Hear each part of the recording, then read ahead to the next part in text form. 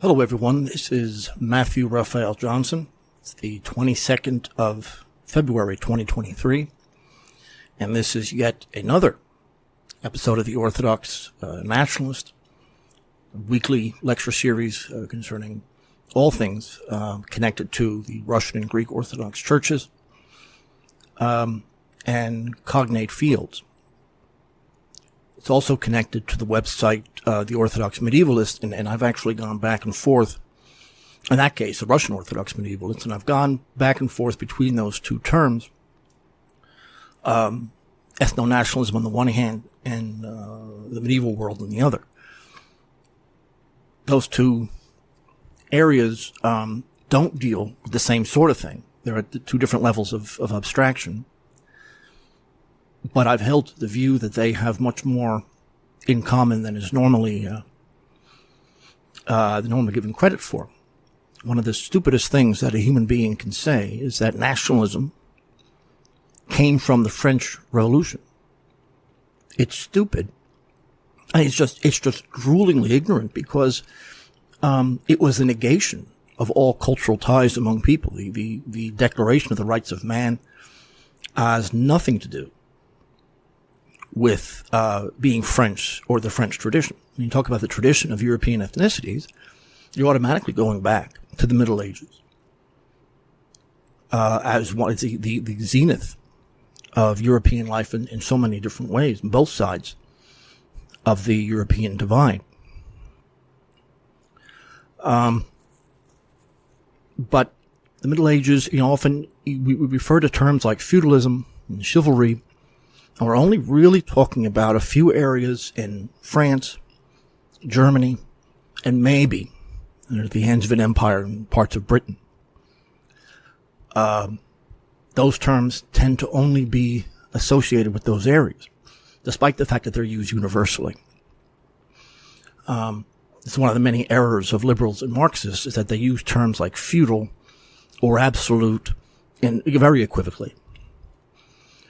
In Eastern Europe, as well as in the West, in places like Ireland, but also places like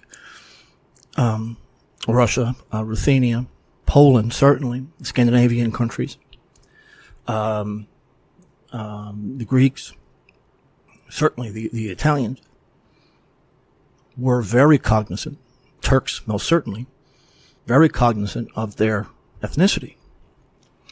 Even in empires that are allegedly multicultural, first of all, they were all Christians. They were all part of one family, but their ethnic groups functioned separately.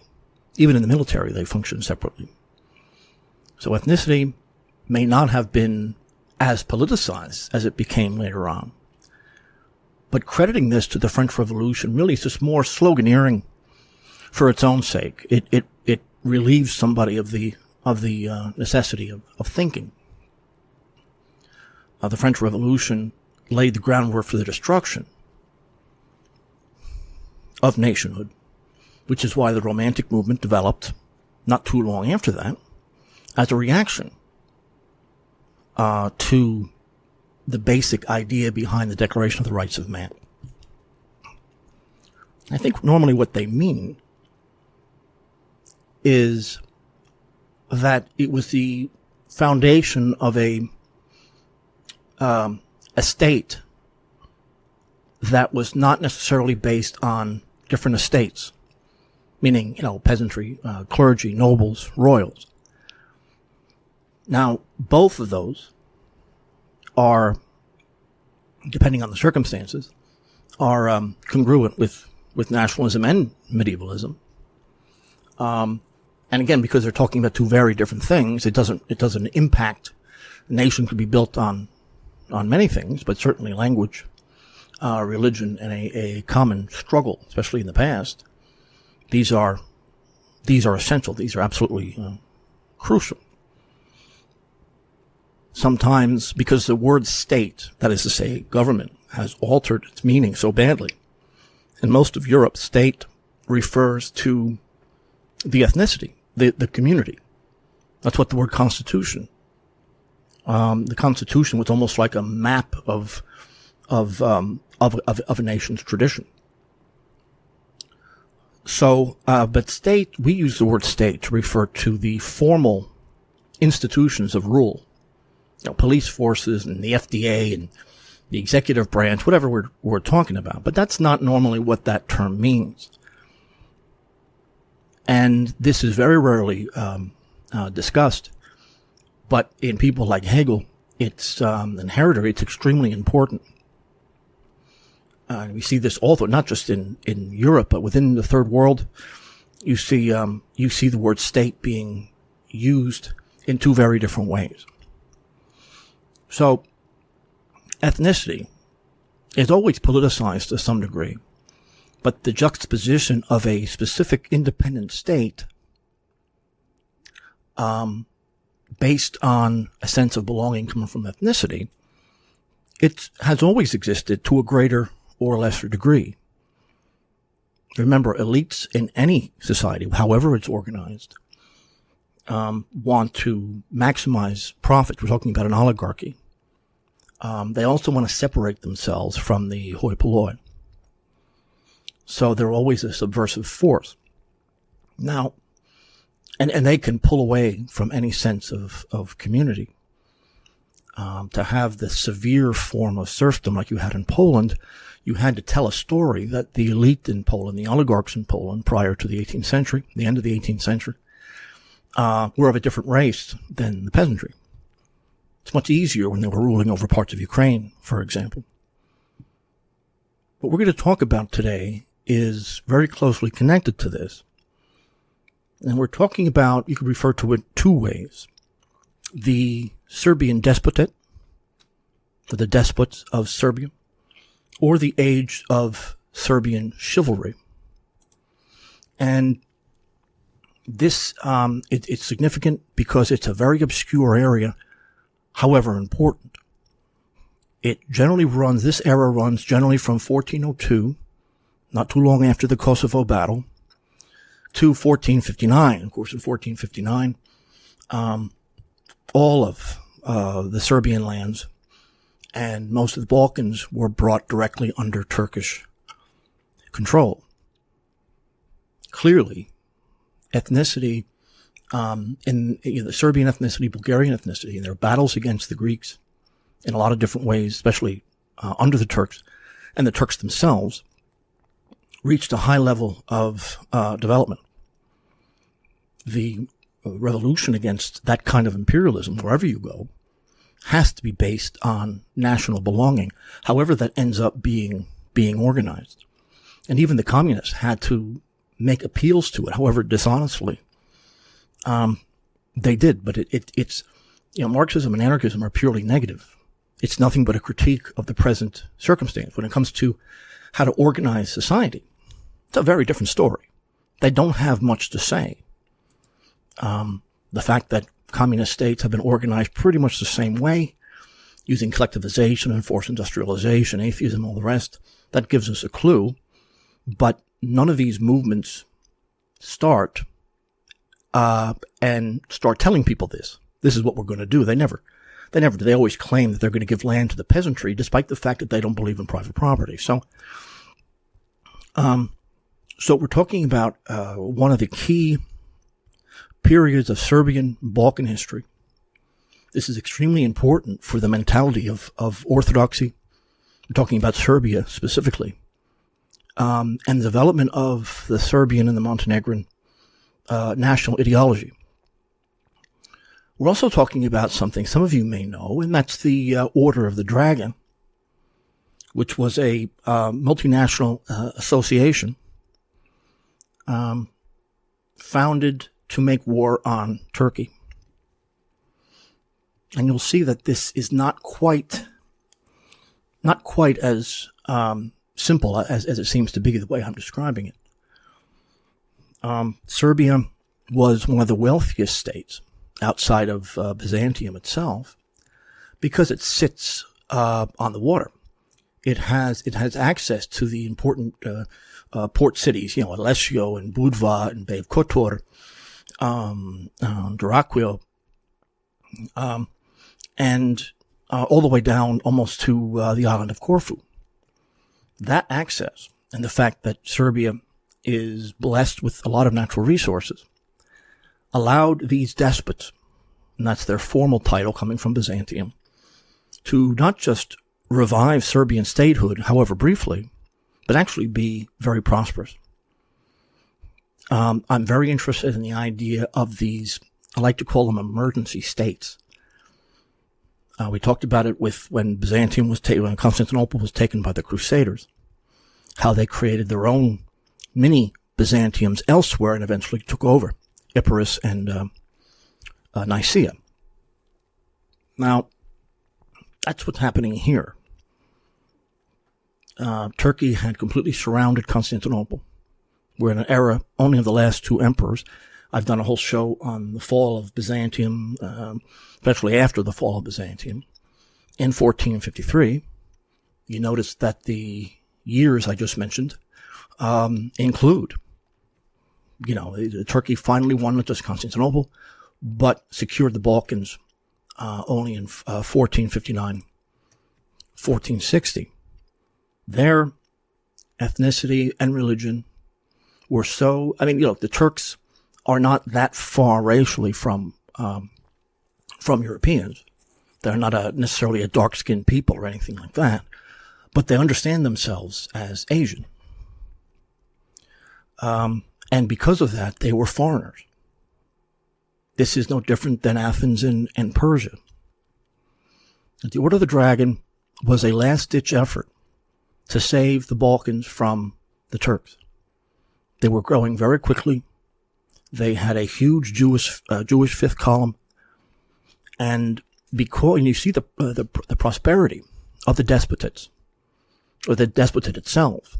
There is one group of people who is noticeably absent from their ruling circles. These states, or actually the despotate, essentially one state with changing boundaries, itself was a last-ditch effort to save Serbian nationalism and orthodoxy from the Turks. It didn't last long. They tried to create many Serbias in different parts of the Balkans. Basically, sort of congruent with a piece of the old Serbian Empire of Dusan. So, and I've said before, I talked about the fall of Constantinople, that it was almost unbelievable for people to wrap their heads around that the Queen of Cities, the City of Cities, Rome itself, because Western Rome wasn't particularly relevant, if it wasn't for the papacy, it would have no purpose at all. It had been sacked so many times. Constantinople was the wealthiest city in the world, and for a long time, one of the most stable. It was almost impossible to consider that there's going to be a world without it. But as it stands, the beginning of the 15th century, Constantinople has lost a huge portion of its territory and its population. I said a few weeks ago in the Constantinople lecture that it was down to 50,000 people at most within the city walls. And that was happening throughout the Balkans. But it does get complicated. So these emergency states, this is what happens when you lose your statehood and you need to go elsewhere to reconstitute it. Now, in this case, going elsewhere, it's still Serbia, but only a piece of it, and only really the northern piece of it. The Turks, we all know what happened. Contrary to the mythology of this tolerant Islam, if you didn't convert, you were a third-class citizen. So, and this is the first time that knighthood, in the sense that Westerners use the concept of chivalry, was ever a part of an Orthodox nation. So, we know what happened in 1389 in the Battle of Kosovo. This is the Serbian reaction to the Battle of Kosovo. The childhood of Stefan Lazarevic ended when his father, the great martyr Prince Lazar, was killed in the Battle of Kosovo. And as a young man, he inherited the Serbian throne. He had 4 sisters And one of them, Mara, was married to Vuk Brankovic, who's going to be very relevant here. He will soon die in Turkish captivity. And one of his three sons, George, took over and became, in fact, the despot himself.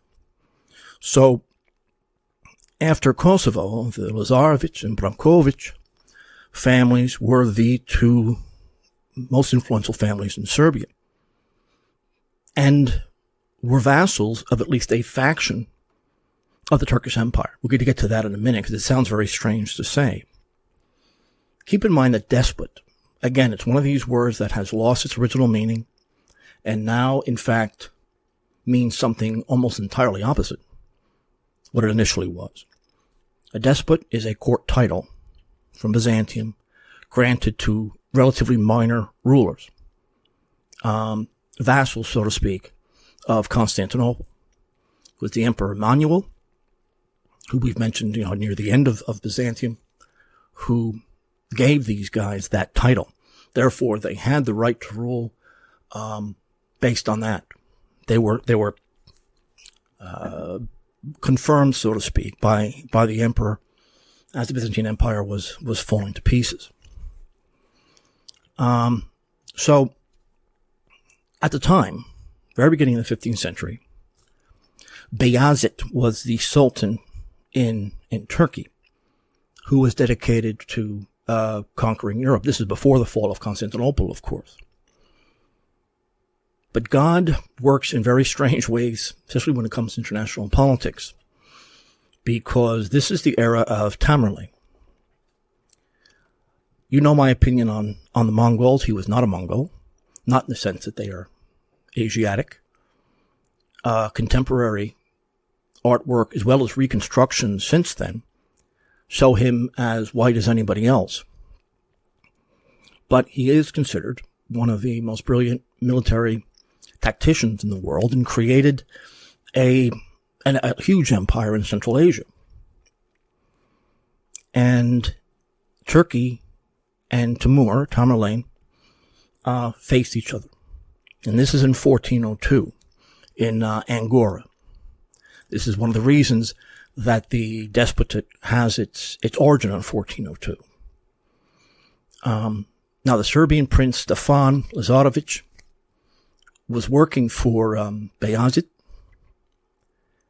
and he had a force under George Brankovic as well.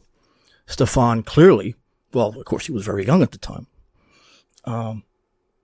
was inexperienced, and you had many Serbs fighting on the same side as the Turks against the Mongol, the so-called Mongols. They may have had Asiatic units, but Tamerlane, as well as the so-called Mongol emperors in the past, all are depicted as white. Only much, much later were they depicted as Asiatic. And we've talked about that in the past. Well, as you probably know, the Turks were destroyed. And that was a shock in and of itself. So the king of Hungary, and Hungary is very relevant in Serbian history, for better or for worse, King Sigismund gathered a large army, and the papacy launched another crusade. And because the Serbs were vassals of Turkey, despite having a Byzantine title, the Serbs were forced to do battle with Hungary. And of course, this was a crusader army, had French cavalry that were well equipped, far more numerous, and they were very reckless. The Turkish lines did eventually buckle here. I mean, it was probably the best cavalry in Europe at the time. Beyazıt sent troops from Anatolia, and the Crusaders struggled. The Serbian mounted forces, led by Stefan, entered the battle, and the Crusaders were defeated. and Sigismund's army very quickly began to disintegrate and fled. From there, they went home and told about who these Serbs are. Strictly Orthodox, of course, the fact that they were connected with one faction of the Turkish ruling class wasn't really held against them, since there was no choice in the matter. We'll see here that siding with one faction or another of the Turkish royal family and military was important as a way to keep them under control. So, while Turkey was annihilated against Tamerlane, they emerged victorious along with the Serbs against the Hungarian-led French Crusade. And in Angora, all of both the Byzantine and the Persian chroniclers spoke of the very brave, powerful, and disciplined Serbian forces. And ultimately, in the Battle of, as I mentioned, the battle in 1402, Bayazid, who refused to retreat, was taken captive and was killed. There are Persian chronicles said that among the Turkish prisoners there were many Serbs. We're talking still about Tamerlane here, not the Hungarians. Tamerlane ordered that everyone be cut down except the Serbs, because he said he had never seen heroism like that in his life. One of the reasons that the Serbs were making deals with the Turks was there really was no one else. But once Bayezid died, you had faction struggles within the Turkish Empire. So many of their best men were killed, and and that was the only reason that the Turkish forces were able to survive at all. And with that experience, then made war on the Crusaders. We all know, unfortunately, the Crusaders, no matter how necessary it may have been at the time, the Crusaders were going to force Catholicism, not just on the Orthodox, but on everyone else that they came in contact with.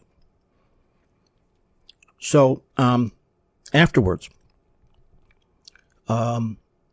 Stefan was welcomed back in Constantinople as a famous knight, and that's where he got the title of despot. And for Turkey, it was an extremely rough period of time, because there was no obvious successor, and the Turkish army had been humiliated, not just humiliated by defeat, but by the fact that it survived at all only because of Serbia.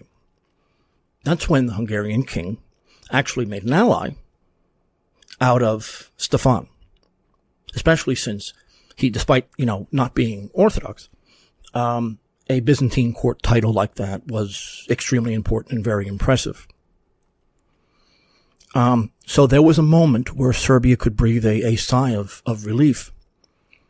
And in Constantinople, Stefan, the now despot of Serbia,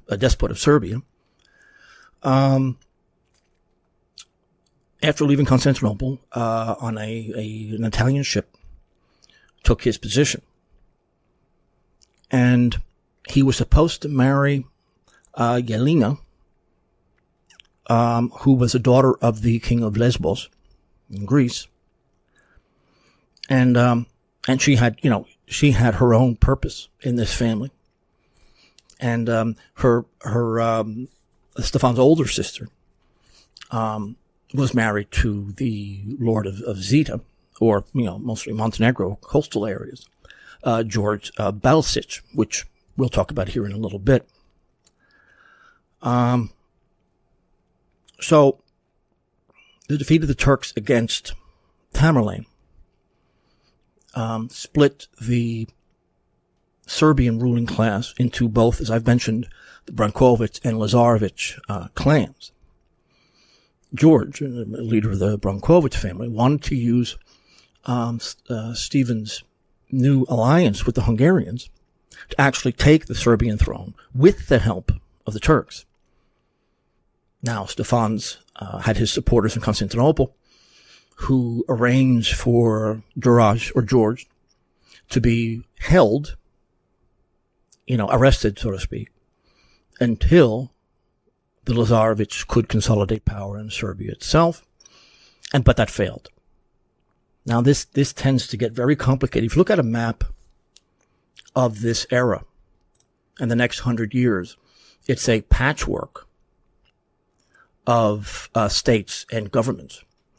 With, as far as the Balkans go, you have this huge Ottoman Empire, and just to the north, the Despotate in Serbia, Novo Brdo, Prizren, and Peš, and then just to the west of that, places like Budva and the Bay of Kotor, and these republican systems that existed there, based entirely on trade.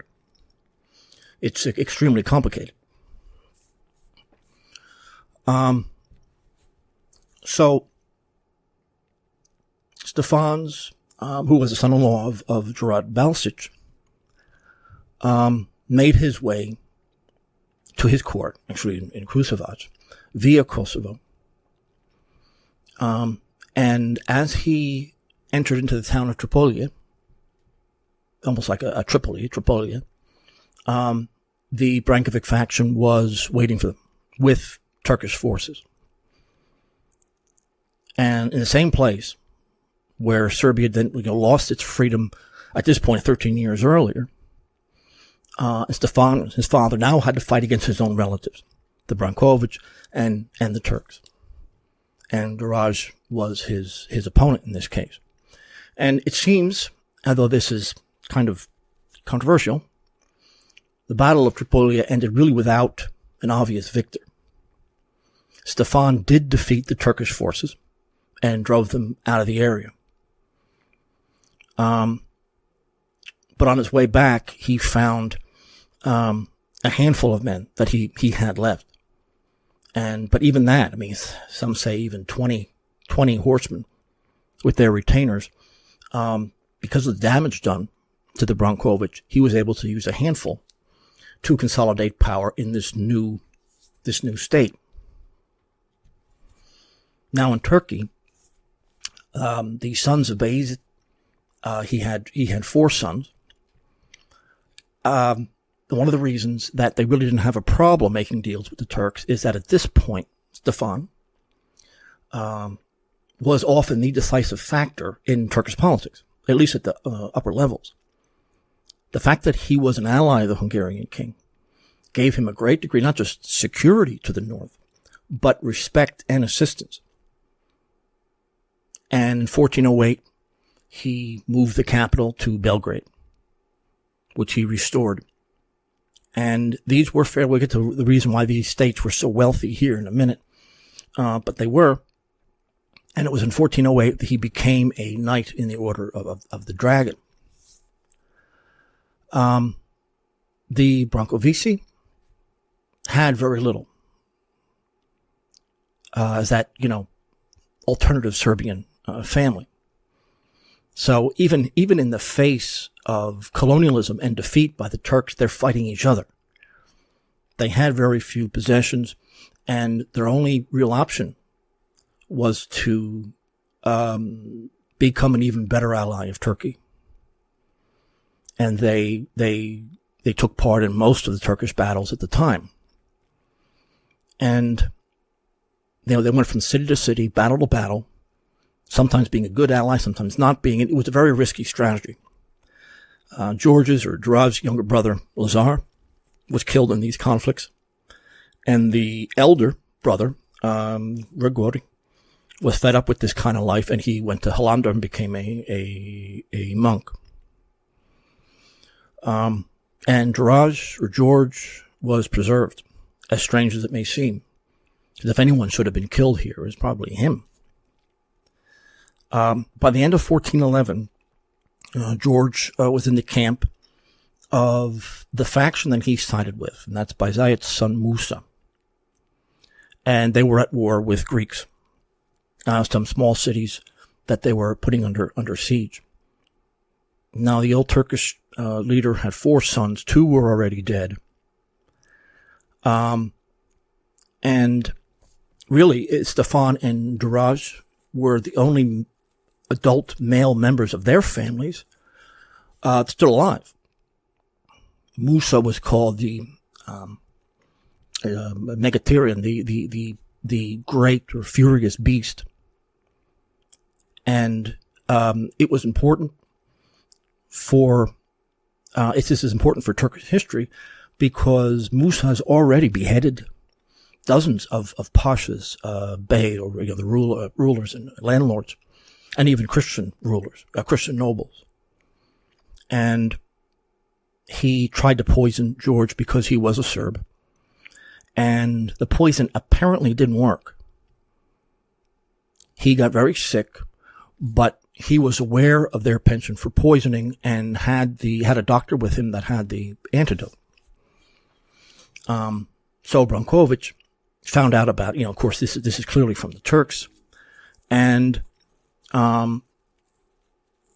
he was eventually taken in by the Greeks that he just fought against, on the grounds that this is a Christian battle, and they were allowed into the besieged city where they were at the time, and Musa had to watch this, and he spent the winter in Silimivra.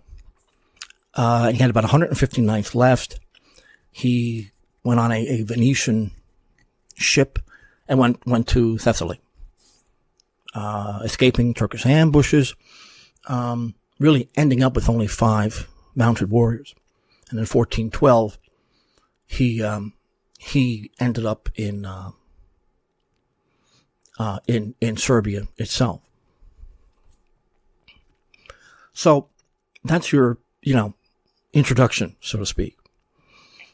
The Despotate was a strong monarchy, a militarized, highly monastic monarchy in part of the old lands of Serbia from 1402 to 1459. Of course, the point was to ideologically continue the traditions of the old Serbian Empire of Nemanja. They rebuilt the institutions and the constitutions of the medieval Serbian Empire, which, thanks to mining and their access to the sea, was very well off. The Despotate was militarized, and therefore the concept of the soldier, especially the mounted soldier, being a monk, that kind of was old news in the West, but for Orthodoxy it was a very different story. The church itself, especially through its monasteries, was militarized. There is no concept of any kind of pacifism anywhere, for very obvious reasons. No one could afford it. And it just makes my blood boil when you see how the successors of these people now have, in Serbia, post-Yugoslavia, have given in to European demands. Yeah, they may be able to survive Tamerlane. Liberalism is a different story, though. So, St. Lazar had St. Lazar, the famous Kosovo, Stefan, also canonized, what we're talking about, earned his spurs, so to speak, in these Turkish campaigns. Most of the time, they were fighting rebellious emirs. And Turkey was able to expand its system of vassals. And then they eventually became Ottoman provinces. And of course, Bulgaria was soon to fall. Bosnia was soon to fall, Wallachia. And Bayezid actually had defeated the Duke of Mircea, the Battle of Ravine in 1394. And even as far as, pushing King Sigismund in Hungary to take some measures against the Turkish invasion. There was no stopping Turkey, with the exception of that one huge war with Tamerlane. But that crusade, as I mentioned, was earlier than that. It was 1396. So Hungary had gone back and forth in their view. It ultimately became pro-Serbian throughout the Turkocratia, the rule of the Turks, because in Krajina, or the military district just in the very south of the empire, bordering Vojvodina in northern Serbia.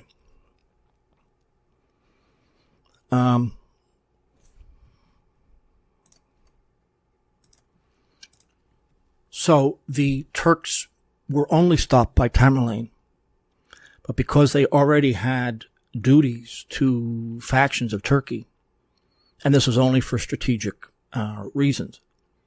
Remember, there's a lot of players there, some stronger than others. Of course, the conditions of their fealty with Turkey was to keep their religion and customs separate. And it's sort of like, Moscow making common cause with the so-called Mongols, the invaders from the steppe. But Turkey was shocked by what happened in Angora, and that's extremely important. So then we have this array of power relations. I mentioned Bayezid died 1403, and just like everywhere else, his four sons, there was a battle. And this is one of the reasons that Serbia had no problem working for them, because they were weak and divided. So there was a war between Isa and Mehmed, and then Mehmed and Suleiman, and ultimately he made a deal with Byzantium to stay in power. Venice, Genoa, Naxos, and because of this, the Byzantines were able to regain Thessalonica and even Mount Athos. But Stefan still kept the position he had with the Turks. Now, I should note that even after the battle in Kosovo, the Hungarians didn't come in as helpers. Obviously, they fought the crusading war. But he also tried to take advantage of Serbian weakness at the time. It was called the Nicopolis Crusade. Part of the problem, too, is that part of this deal was meant that the princesses, Militia and Galina, were hostages at the port. This is part of how things were done. In fact, she had a certain influence over the Sultan and did not retaliate for some of the rebellious Serbs. And St. Stefan Lazarevic also visited the port in Turkey. Beginning of the 15th century, Hungary was in the midst of a civil war. You had Ladislas of Naples, who was from the Angevin dynasty, was backed by Pope Boniface IX. Sigismund himself spent some time in captivity, and only in 1403 did he enter Buda. But Ladislas' most powerful ally were the Vucic family in Serbia, Vucic, but he needed allies. Sigismund certainly needed allies to fight Ladislas. And therefore, he had to make nice with the Serbs. And Stefan, being a very smart man, accepted it. And now the Serbs were, at least now that Stefan Lazarevic has consolidated power, there was a reconciliation with Hungary, but a very indirect kind of vassal relationship. Remember, vassalage, especially in this era, was largely a symbolic relationship. Of course, locally they were completely independent. And the battles between Hungary and Serbia were solved in this case. There are territorial disputes, even from the death of King, the great Tsar Dragutin, going back 100 years. The Serbs have been trying to recapture Belgrade for this period of time. And St. Stefan had built this new capital in Serbia in Belgrade. He also succeeded, partially because of his former support of the Turks, received several cities, Golubac on the Danube, And in 1406, Stefan's deputies announced in Venice. Venice was an extremely wealthy and very powerful player here.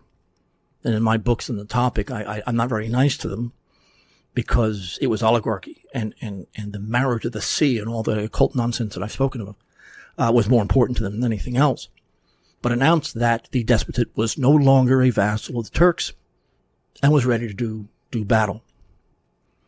Stefan even wrote a new charter to Hollander, 1405.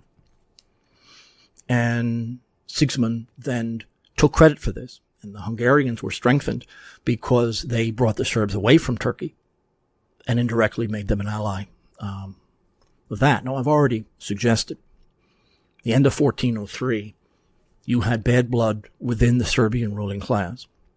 They talked about Stefan launching an attack on the Brankovici in early 1404. However, he was still able to expel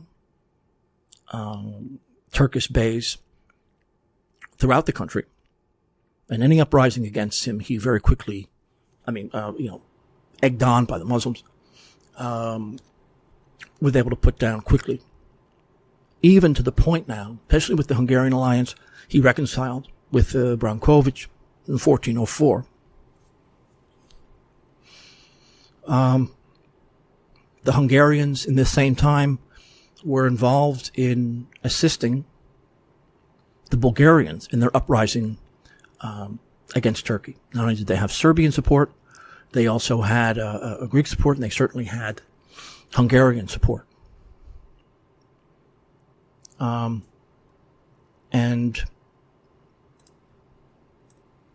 with his victories and with the wealth, he had a charter with the Republic of Dubrovnik, very wealthy, and the littoral on Zeta, or that western part of Serbia on the water. However, and this is the problem, as Lazarevich Stefan became wealthier, largely through mining and trade on the littoral, Venice was very upset. Now there's a Hungarian, Serbian, Greek alliance, and the Venetians sought to stop this. Venice revoked many of their treaties with the Serbs, and in the Skadar region on the water, the Venetians had taken over certain Serbian areas. And the uprising against that was led by a man, Balsha III, who quickly occupied these Venetian cities. It's called the Skadar War from 1405 to 1412. Later, they restored their rule. And once Balsha, as we've mentioned already, found himself in trouble. Remember, the Venetians had money. They were able to hire mercenaries. He had to go to Suleiman for help. He had to go to the Turks again. Venice wins because they had cash in hand. And in 1408, a peace agreement was finally reached. One of the key elements here is the city of Kotor, the Bay of Kotor. Extremely wealthy trading city to the north, relative to Serbia itself. And Venice made a deal with them rather than the Serbs. Venice had far more in common with them anyway. And in fact, they were willing to pay tribute to Suleiman for the cities that they had taken in Zeta and northern Albania. They even bought the rights to Dalmatia from Ladislav of Naples. And I know it's complicated and it's disjointed, but that's the nature of the circumstances. And it's also why the Despotate was so immensely important. Remember, Stefan and Sigismund were still allies. And as a result of all of this, with the goading of Venice, the Turks tried to retake Belgrade. And Stefan returned to Belgrade, refused to surrender, and needed to make sure that he and his brother were on very good terms. Vuk, his brother, got the southern part of the country, and together with the Brankovic family, although defeated, they were still willing to see themselves as indirect vassals of Suleiman. Why? Because Stefan sided with Suleiman's brother Musa, as I mentioned already. He won over both Wallachian ruling class as well as the Bulgarian insurgents. It's one Turkish faction used against another. Suleiman and Musa were fighting each other. So yes, the Christians were fighting each other, so were the Turks. In fact, the Byzantine Emperor Manuel backed Suleiman. He was supported by Vuk Lazarevic, the Venetians, the Brankovici. And on the Golden Horn, 1410, Musa was defeated, and Stefan again took refuge in Constantinople, where Manuel had received him. Now, Musa took power in the European part of Turkey. His tolerance didn't last long. He began to turn his friends into enemies, and even Stefan's envoys were threatened in Constantinople. There's no relationship with Turkey, I don't care what faction it is, that's going to last long in this period of time. The whole point of the Despotate is to keep the Turks at bay, but also the Hungarians and Venetians. These are small, tightly centralized states surrounded by enemies. It gets very complicated when you consider that the Brankovic was in Musa's army. And even the Byzantine emperor, though, said, you've done too much. Then they went to Mehmed, yet another brother, hoping that the Turks will end up fighting each other. The Serbs only entered the fight again in 1411, and Musa actually in 1412 penetrated right into the Despotate itself and ravaged parts of the farmland, even Nova Brdo, but ultimately had to retreat. He was overextended. But because of all this complexity and difficulty, the ethnicity of Serbia under the great Stepan Lazarevic was extremely well consolidated.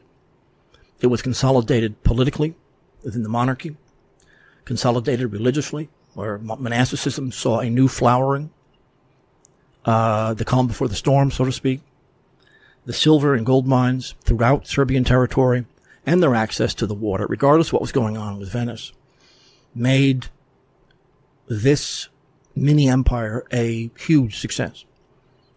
And I don't even want to use the word empire because it was an ethnically Serbian movement. As I've already mentioned, there's one group of people who are not to be found within Belgrade. However, they were working with the Turks. I'm not talking about the Hindus. So Stefan even took Srebrenica, which we've spoken of before, very famous in the wars of the late 20th century, also a huge silver mining town. And even negotiations between Durad Brankovic and Stefan ended very well. But Musa wasn't finished. Because of the firm, and this is strictly an ethnic monarchy, an ethnarchy, so to speak, the war against Turkey never stopped. Against, in this particular case, Musa. I think you could probably tell that they used each other whenever it was necessary, because none of them, especially after Tamerlane, years earlier, no faction was strong enough really to function on their own. Hungary had probably the best chance of this. The Patriarchate had moved and is now part of Stefan's society. The resistance, once the Despotate was founded and consolidated, preparations for war were done, largely by the church, especially the monastic establishment. And with Hungarian assistance, again, these ever-shifting alliances defeated Musa, however temporarily. Byzantium, for their part, sided with yet another brother, Mehmed, and even provided him with assistance in bringing troops to Europe. The Byzantines were not innocent as far as Turkish advancing into Europe is concerned. In fact, they helped to finance it, so long as that family remained divided and fighting one another. But Musa, once he took some kind of power, installed a highly militant Islamic movement, which alienated even his strongest allies. And the decisive battle took place in July of 1413. Musa was finally defeated. He was killed when he was fleeing Sultan Mehmed I, who died himself in 1421, and the war ended. So from Mehmed, as a reward for helping to destroy Musa, there was a treaty that gave him extra territory. Zenopolis is right near the Serbian-Bulgarian border. He had no problem having these multiple vassal obligations. And because of the wealth, the power of Serbia, regardless of who their allies were at the time, Venice was very wary about continuing any kind of war against them. And in fact, they opened negotiations between the Serbs in Bosnia and the Bay of Kotor itself. And it just so happens that the Hungarians were also opposed to the expansion of Venice on the Adriatic coast. Clearly, the mining and the access to port cities were extremely important. So the state of Stefan Lazarevic, this despotate, was rich in minerals. Mining was key to the old Serbian Empire as well as to what we're talking about here. Economic policy was centralized and based around both trade and mining, which they attempted to maximize. Charter on mines, assisted labor, and in terms of the administration of this, it was very modern in the sense of the modern state. He issued new laws. Nova Brdo in 1412, for example. That was the largest Serbian, in fact, the largest Balkan silver mine, and not just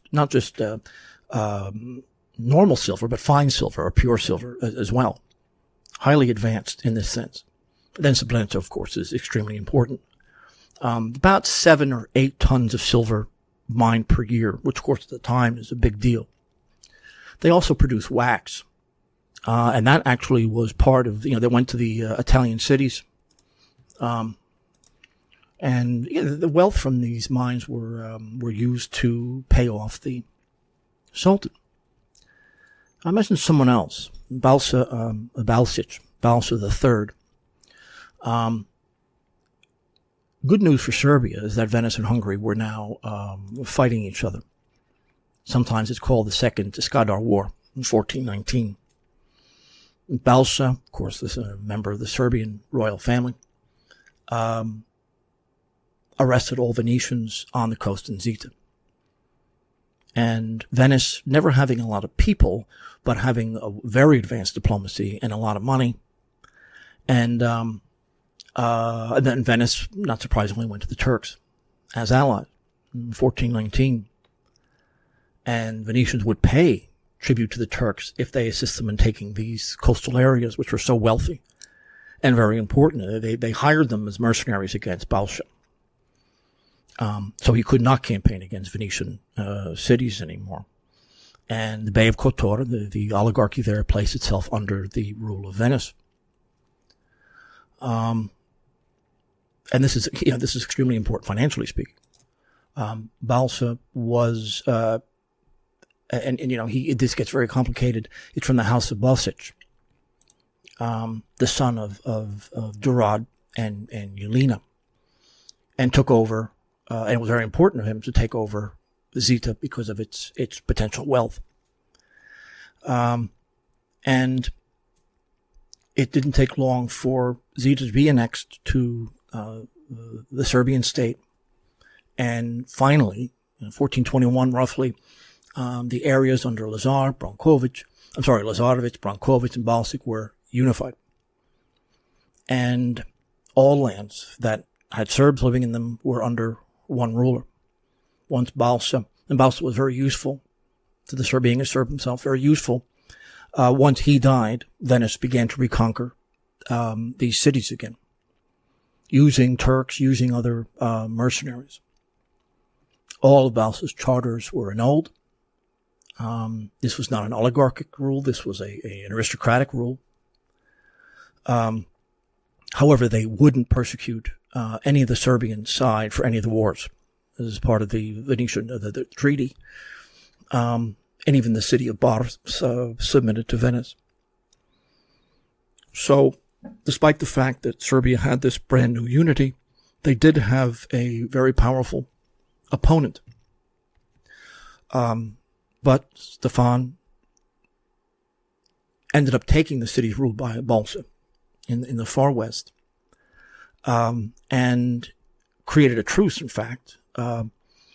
And part of the reason is that even though Venice had taken some of these wealthy cities, you had Slavs rebelling against them. As I mentioned before, the reaction to Serbian strength from Venice created their own direct alliance with the Turks. But because they tried to repress the Orthodox Church, Serbian language, etc., you had rebellions against the Venetian administration. And Venice was forced to make concessions. And one of them was that Stefan had taken the wealthy port city of Bar. And while war flared up now and again, the Serbs were busy building fortifications on their river system inland where the mines are to reach the coast.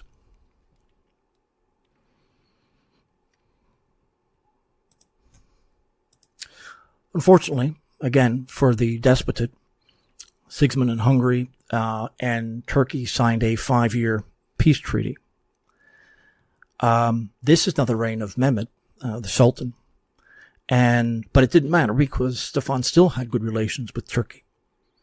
They had to balance one another, and they did a very good job of it under extreme circumstances.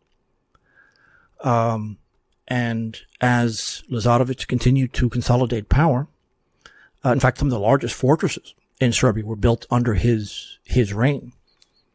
Belgrade became an armed camp. At the same time, again, this is all before the fall of Constantinople, Byzantium supported a self-proclaimed Turkish emperor, Mustafa, who also sent emissaries to Stefan, but he wouldn't have any of it. He was killed in 1422. A younger brother with the same name rose up against Mehmet. Byzantium supported him. Murad eventually besieged Constantinople in 1422, as I've mentioned in the past. And of course it withstood the siege like it had many times before.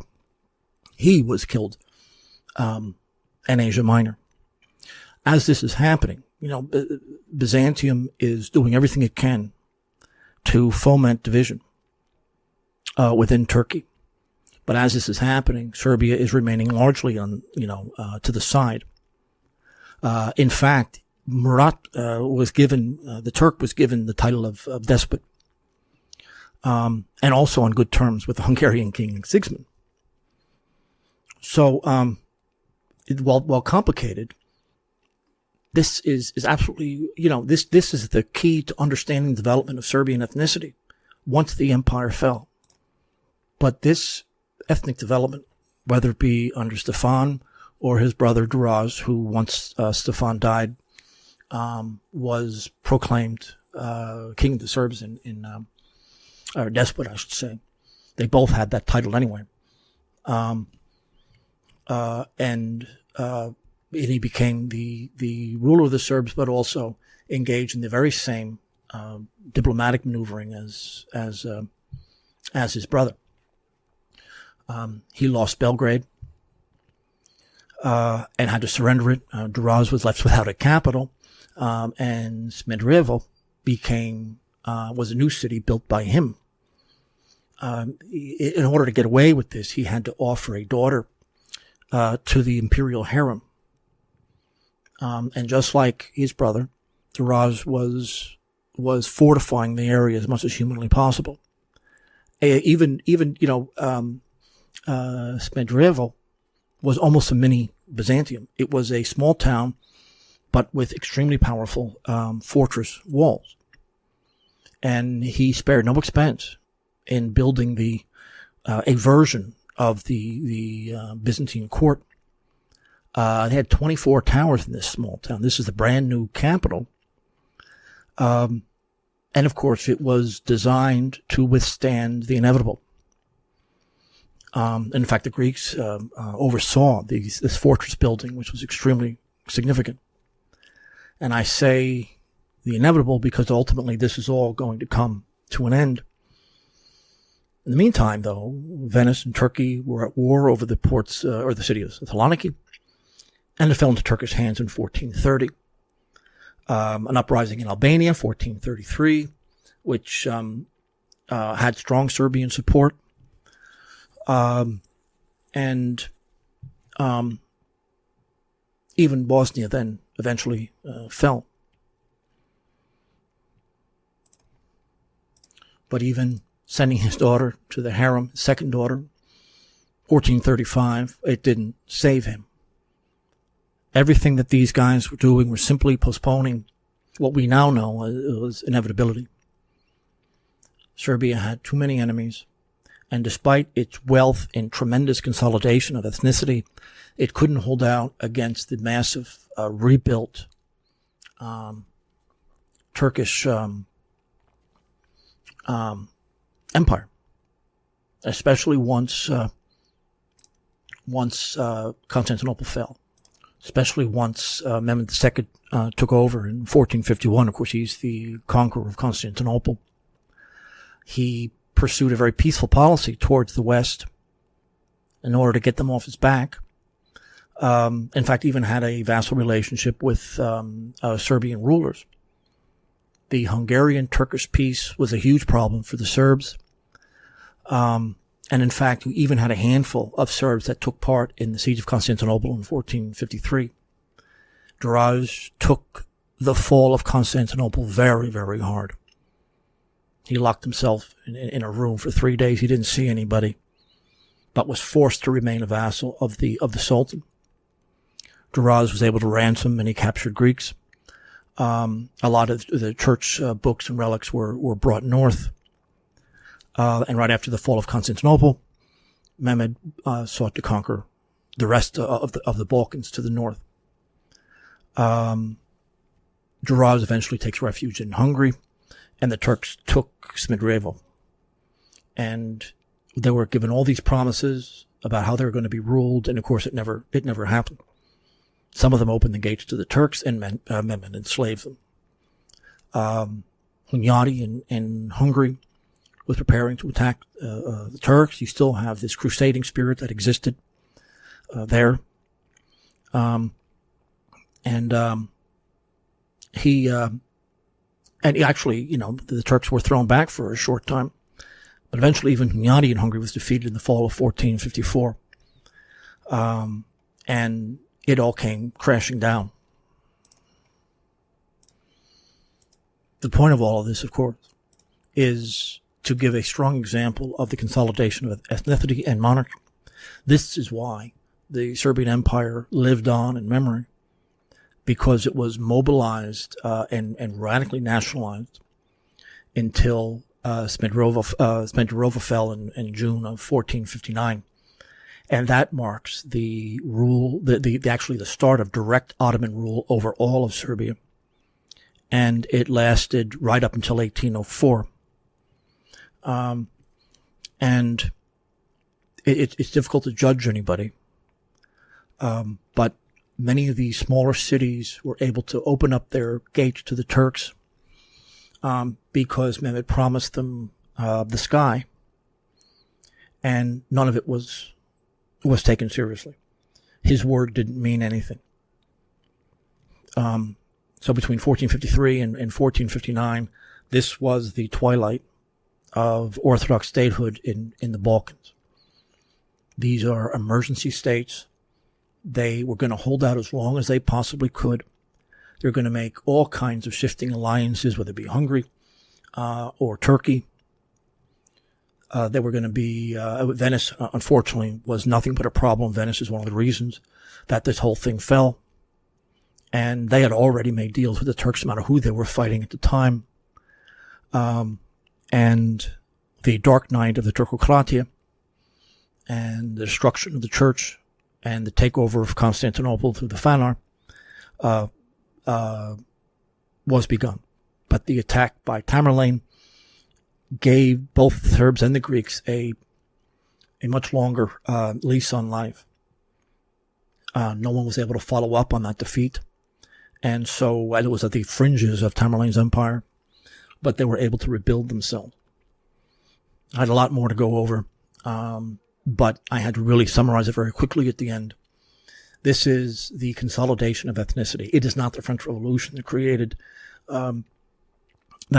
nationalism. This is sort of the thing that created nationalism, this suffering, especially in the face of foreign colonial power. Suffering creates strong people, especially strong men. Thank you, everyone, for listening, and I will talk to you next time. Bye-bye.